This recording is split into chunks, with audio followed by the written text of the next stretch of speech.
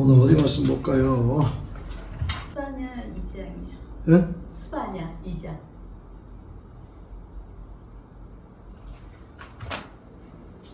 전사님도 그냥 막 고르는 거죠? 네. 이야, 이거 참.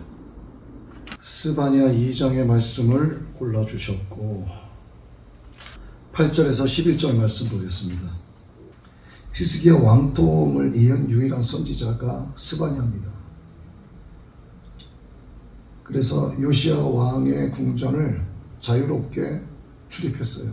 국내 사정도 잘 알겠죠. 그리고 왕정을 자유롭게 드나들었으니까 당시 국제사회가 어떻게 돌아가고 있는지에 대해서도 스바냐는 일반인들보다 더 많은 지식을 갖고 있었습니다. 그러니까 식견이 넓은 사람이란 얘기죠.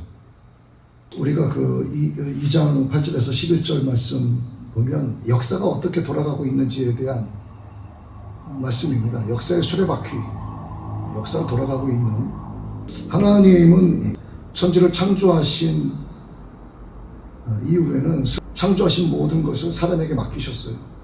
번성해라, 다스리라, 충만하라. 근데 하나님의 손을 떼신 게 아니죠. 엄청난 권한을 주신 거지 나는 모르겠다가 아니란 말이에요. 세상 끝날까지 온 세상을 하나님이 통치하시고 하나님의 섭리 아래 두셨어요. 그래서 천하를 살피고 계십니다.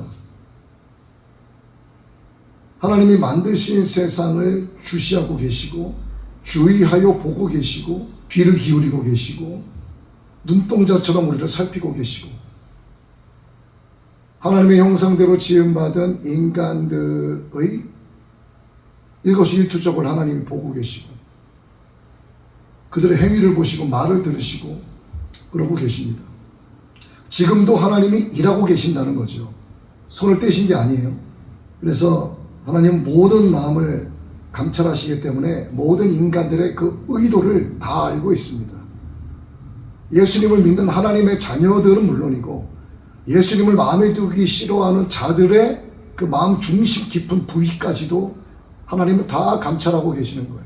사람의 행위가 자기 보기에는 모두 괜찮다, 합당하다, 막 명분을 갖다 붙여서 양심에 화인 맞은 자답게 전혀 양심의 가책을 느끼지 못하면서 살아가는데 결국 하나님이 감찰하시는 것을 그들은 깨닫지 못하기 때문입니다.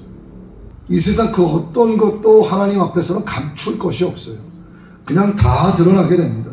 이스라엘 백성을 하나님께서 성민, 거룩한 백성으로 택하셨는데 이스라엘 백성을 비방하고 조롱하는 것은 어떻게 되는 것인가? 자, 하나님이 택하신 거룩한 백성이라고 구별지은 백성을 대상으로 조롱하고 비방하고 그러면 이것이 백성들을 향한 것인가 아니면 하나님을 향한 것인가? 이건 답이 너무나 쉽잖아요. 하나님은 이 모압과 암몬의 하나님도 되시죠. 모압과 암몬의 하나님도 되십니다. 로마서 3장 29절의 말씀 한번 보겠습니다. 하나님은 다만 유대인의 하나님이시냐 또한 이방인의 하나님은 아니시냐 진실로 이방인의 하나님도 되시느니라 이렇게 말씀하고 있단 말이에요. 구원의 역사를 이끌고 가시는 하나님이란 뜻이에요. 구원의 역사는 하나님이 창조하신 세상을 전반적으로 통치하신다는 거죠. 그런데 그 가운데 자유의지로 하나님을 거부할 뿐이에요. 그러나 결국 하나님은 그들의 하나님도 되시는 거야. 그러니까 그들을 버리시기도 하시는 거고 하나님과 처음부터 관련이 없는 자였으면 하나님이 이들을 버리신다라는 말씀을 왜 하시겠냐고요. 이렇게 하나님의 뜻을 거스를 때는 결국 징벌을 받을 수밖에 없다는 거. 인간의 역사는 여호와의 구원사란 말이에요. 오늘 오전 설교하고 좀 상통하는 말씀이 있죠. 하나님께서 인간에게 주신 시간이 있어요. 이 시간 속에서 우리는 스토리를 써나간단 말이야. 이게 인생의 개개인에게 주어진 그 사람만의 일생 이야기잖아요. 근데 그 사람의 일생 이야기 속에서 예수님의 이야기가 나오지가 않아. 이 사람의 인생사를 쭉 보니까 예수 그리스도가 없어. 하나님의 구원의 역사가 그에게 없다는 뜻이죠. 그게. 그래서 결국 인간의 역사 자체는 하나님의 구원사라는 뜻입니다. 그래서 각 사람의 행위대로 심판하시는 하나님 앞에서 구원의 역사를 거스르지 않도록 해야 한다는 거죠. 하나님께서 말씀하세요. 내가 모압의 비방과 암몬 자손이 조롱하는 말을 들었다. 그들이 내 백성, 내 자녀죠. 내 백성을 비방하고 자기들의 경계에 대하여 교만하였느니라. 그래서 하나님이 말씀하신답니다. 내가 나의 삶을 두고 맹세하노니 장차 모압은 소돔 같을 것이다. 암몬 자손은 고모라 같을 것이다. 찔레가 난다. 소금구덩이가 된다. 황폐할 것이다. 그런데 어떻게 영원히 황폐할 것이다. 내 백성의 남은 자들이 그들을 노략하고 나의 남은 백성이 그것을 기업으로 얻을 것이다. 완전히 멸망한다는 거죠. 그런데 왜 이들이 이렇게 당하느냐? 답은 뭐다? 교만하여졌습니다. 누구 앞에서? 하나님 앞에서. 그러니까 하나님의 그렇게 구별된 것에 대해서 함부로 했다가는 하나님은 그걸 교만한 죄로 여기신다는 거예요. 하나님께서 택하신 특별한 자를 대하여 비방하고 조롱하면 하나님께서 그를 대신해서 대적하시는 겁니다. 그런데 하나님이 특별히 택하신 자를 누군가가 잘 섬기고 그러면은 하나님이 이 사람을 대신해서 그에게 축복을 주신다는 거예요. 말씀에도 그런 말씀이 기록이 되어 있지 않습니까? 저도 때로는 그렇게 기도해요. 하나님, 저를 대적하는 자를 제가 어떻게 대적할 수 있겠습니까? 하나님께서 저를 대신해서 대적해 주시고, 하나님, 정말 저에게 하나님의 종이라고 잘 섬기는 자가 있습니까? 제가 그에게 해줄 것이 없습니다. 하나님께서 그에게 축복해 주옵소서. 제가 할 수 있는 건 그거밖에 없어요. 하나님께서 구별해 놓은 것에 대해서 비방과 조롱, 함부로 여기는 것은 하나님 관점에서는 교만한 죄라는 거. 하나님이 얼마나 교만한 죄를 미워하시는가 아시잖아요. 그러니까 모든 것을 다 살피고 계신다는 거죠. 결국 교만한 자는 어떻게 되는가? 낮아지게 되는 거예요. 구원의 완성을 원하고 계십니다. 우리 주님께서. 세상의 끝을 설정해 놓으셨어요. 그 유일한 역사를 주관하고 계시는데 그것을 모른다 사람들이. 하나님께서 전부 주신 능력들을 자기 고유의 것으로 착각을 하기 때문에 교만하여지는 것이다. 그들을 하나님께서 아시고 또 낮추시고 대적하시고 교만한 자의 집을 헐어버리시고 다 물리쳐버리십니다.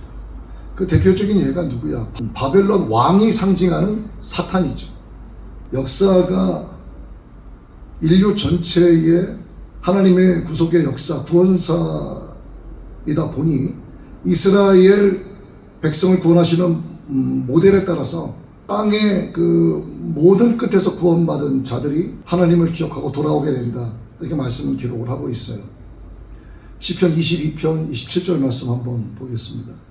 땅의 모든 끝이 여호와를 기억하고 돌아오며 모든 나라의 모든 족속이 주의 앞에 예배하리니. 여기뿐만이 아니라 이사야서에도 에베소서에도 호세아서에도 이런 유사한 말씀들이 같이 기록이 되어 있습니다. 우리가 인생의 각자의 이야기를 써내려가고 있는데 이 모든 이야기를 모아놓은 것이 인류사죠.